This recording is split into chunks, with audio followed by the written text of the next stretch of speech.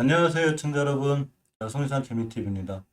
주말 내내 가장 이슈가 되는 기사 중에 하나가 바로 화이자의 팍스로비드죠. 저도 이제 바이오주를 따로 편성했고 살펴보고 있는데 이거에 관련한 기사들이 계속 올라오고 있습니다. 사실 미국 시장이 사상 최대 상당히 좋긴 했는데 거꾸로 백신 관련주들이 조금 안 좋았고 특히 노바백스와 모더나가 거의 직격탄을 받았고 어, 참고로 경쟁사죠, 머크사가. 치료제, 머크사까지 주가까지도 9%대, 모더나는 거의 한 16%대, 노바백스 11%대 급락을 했습니다. 이제 주말에 있었던 일이라 이제 우리나라 바이오주에 아직은 타격이 없는데 내일 시장이 열릴 때 아무래도 백신 관련주들은 타격을 입지 않을까 생각해 보는데 큰 타격이 없었으면 좋겠다는 좀 개인적인 생각도 좀 해봅니다. 예전에도 10월 달에도 이제 이 머커사의 몰라프라빌 임상 결과가 딱 터지면서 우리나라의 백신 치료제 개발 기업들이 주가 급락을 했죠.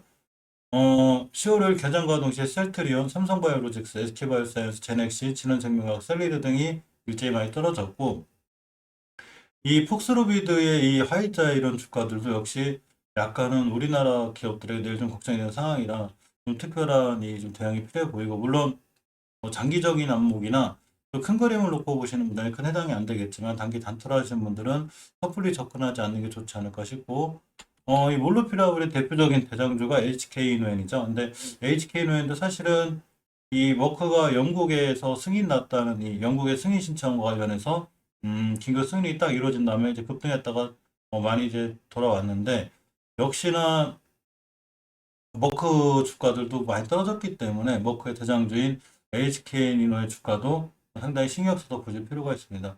한편으로 어떻게 생각해 보면 백신의 체인저인 게임 체인저인 이 코로나 치료제 그러니까 HK니노나 이런 치료제 관련들이 좀 급등할 것도 같은데 화이자에게 경쟁업체인 머크사다 보니까 머크사의 주가가 엄청나게 떨어졌기 때문에 약간 이 변동폭에 좀 신경을 써야 되지 않나 이런 생각을 좀 해봅니다. 내일 백신 관련도 좀 크게 안 밀렸으면 하는 생각이에요. 백신 개발 종목들이 우리나라 꽤 많죠. 특히 SK바이오사이언스가 올해 제일 빠른 걸로 알려져 있고, 위바이로이스, 제닉슨, 셀리드 등 많이 있고, 특히 mRNA 백신 관련해서 주가도 많이 있는데, 이 스푸드니크 V 관련주들이 거의 지금 WHO나 EMA 승인이 안 나면서 주가들이 많이 지지부진하게 많이 떨어졌어요. 지금 프리스 바이오로직스나 파마 이런 주가들도 거의 상장 때 최저점? 예전에 파마 같은 경우에 상장 때 최저점 24,000원이었는데 그것도 깨고 내려오는 추세가 되게 깨진 상황인데 이 상황 속에서 치료제의 저런 좀 이슈는 스푸트니크 외에 좀 더 악재가 되지 않을까 같아서 좀 걱정입니다. 결국 지켜줄 자리들이 좀 중요한데 휴메딕스, 현수글로벌 같은 경우에 이제 휴메딕스 같은 경우에 가장 중요하게 지켜줘야 될 이식해서 깨고 내려오는 상황이라 상당히 조금 위험한 상황이고 현수글로벌은 20개월선까지 오지 않고 있어서 아직은 버텨주만 하지만 예전에 올라온 거에 비해서 거의 많은 부분을 토해내고 있죠. 게임 체인저가 되는 그런 이슈들 때문에 좀 걱정이 되는 상황인데 좀 이 적절한 대응 그리고 이 분할 매수 하시는 분들 관점에서도 급하게 들어가는 것보다는 조금 추세를 돌려놓을 때 이럴 때 돌려주는 게 좀 좋지 않나 생각해 봅니다. 많은 부분이 스프티니크의 그 관련주들이 많이 걱정이 되긴 하고 이 휴메딕스 같은 경우는 사실 스푸트니크의 안에도 자체로 실적이 상당히 좋은데도 불구하고 밀려 있어서 하지만 기술적인 부분을 마냥 무시 못하죠. 또 이 치료제와 이 백신 간에 어떤 게임 체인저가 있는 이런 상황이 되나서 네, 조금 각별한 주의가 조금 생각해 봅니다.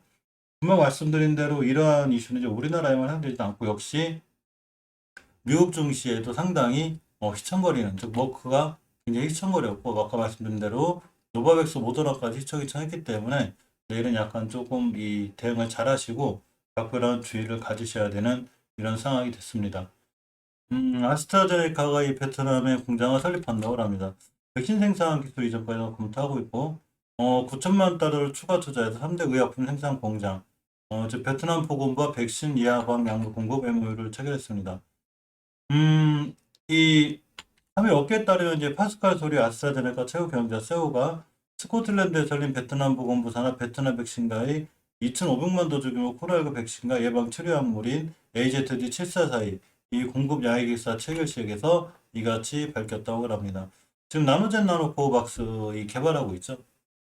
개발도 하고 있지만 역시나 백신이 많이 딸리기 때문에 또 아스트라제네카의 어떤 백신 생산 기술 이런 것도 이전해서 하려는 이런 생각들까지 하고 있고, 저소득 저개발 국가에서는 사실 아직도 백신량이 부족한 상황이라 백신은 많이 갖고 올수록 앞으로 우리가 위드 코로나로 하기 위해서는 또 백신이 필수이기 때문에 치료제도 필수죠.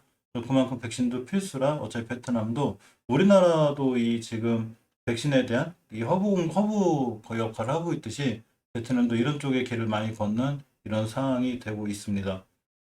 개별 이슈로 와서 이 삼성의 이 반도체에서 이제 이 바이오 산업을 제2의 반도체로 키우려는 전략을 본격적으로 취하고 있습니다. 자, 정동원 기자님의 그리고요 블루터의 기사입니다. 이 바이오 산업을 제2의 반도체로 만들겠다는 삼성그룹의 선언이 점차 구체화되고 있다고 합니다. 자, 아까 말씀드린 대로 베트남도 이 글로벌 백신 허브로 이 정책을 하고 있지만 우리나라도 마찬가지로 K 글로벌 백신 허브화 정책에 이렇게 적극 펼치고 있기 때문에 여기에 적극 협력하는 바로 삼성 바이오로직스고요. 7일 재계에 따르면 삼성그룹은 이재용 삼성전자 부회장 의지에 따라서 바이오 산업을 차세대 먹거리로 만들기 위한 전략을 추진 중이라고 합니다. 얼마 전에 이 백신 허브의 거점인 인천 송도국제도시에 2024년까지 총 4조 2,400억 투자하기로 했죠. 이 외연 확장에도 가속도가 이제 붙고 있고, 이 바이오 산업은 이 부회장이 직접 살피고 있는 분야이기도 합니다. 실제로 이 부회장은 경영 행보를 재개하자마자 코로나19 백신 생산 계획을 제일 먼저 챙긴 걸로 이렇게 나와 있습니다. 이 삼성 바이오로직스가 이제 신규 공장으로다가 바로 CDMO 일을 목표로 하고 있는데 지금 실적 상당히 좋죠. 물론 주식이 이렇게 실적에만 꼭 반하진 않죠. 왜냐하면 실적에 꼭 반영되지 않는 게 삼성전자 최고 실적일 때 주가가 무너졌는데 결국 수급이 많은 걸 차지하죠. 따라서 내일 이 코로나 치료제 관련한 이슈가 우리나라 백신 관련주나 CMO 업체들이 어떤 영향을 미칠지는 조금 봐야 됩니다. 자, 어쨌거나 정부는 최고 글로벌 백신 허브화 추진위원회 2차회를 통해서 K 글로벌 백신 허브화 정책의 구체적 실현 계획을 발표했습니다. 15개 기업 정도가 정부 정책에 따라서 송도에 2024년까지 6조 2,900억 원의 투자를 집행하는데 여기서 이 아까 말씀드린 대로 삼성 바이오로직스가 4조 가까이 넣기 때문에 67%를 거의 삼성 바이오로직스가 주도한다고 해도 과언이 아니죠. 이 삼성 바이오로직스의 CDMO 수주와 승인 현황인데 굉장하죠. 꾸준히 우상향 잘하고 있고 역시 CMO 승인 현황도 굉장히 잘 나오고 특히 모더나 관련주로 잘 연결이 돼 있는데 이 모더나 주가도 주말에 급락을 해놔서 역시 바이오로직스가 하루 이틀 며칠 정도 좀 흔들리지 않을까 이런 생각도 해봅니다. 또 삼성바이오 패스가 시밀러 기술 고도에 박차를 가하고 비싼 약값도 해결하는 데 이렇게 도움을 주고 있다는 이런 얘기가 있죠. 삼성바이오로스의 자회사죠.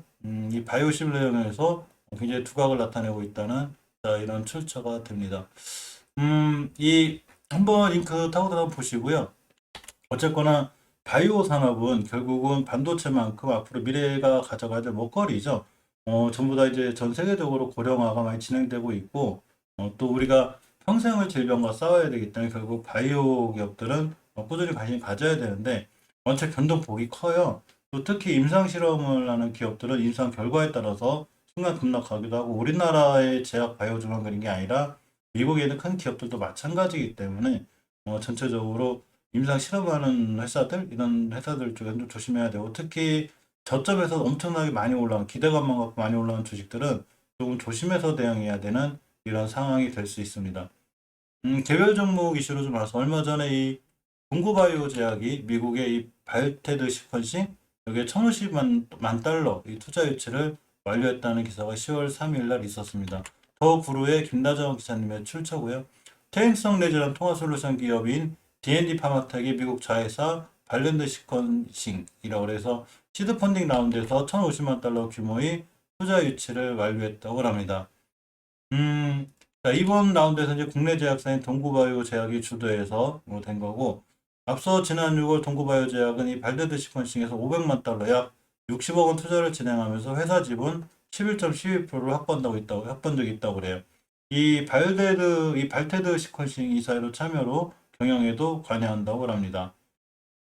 어쨌거나 동구바이오 제약도 결국은 이 치매 관련주로 그러고 알츠하이머 관련해서 퇴행성 뇌질환 이쪽으로다가 연결이 잘 돼 있어서 치매 관련한 이슈가 이런 게 있을 때 주가들이 좀 좋게 잘 반응하는 이런 상황이기도 합니다.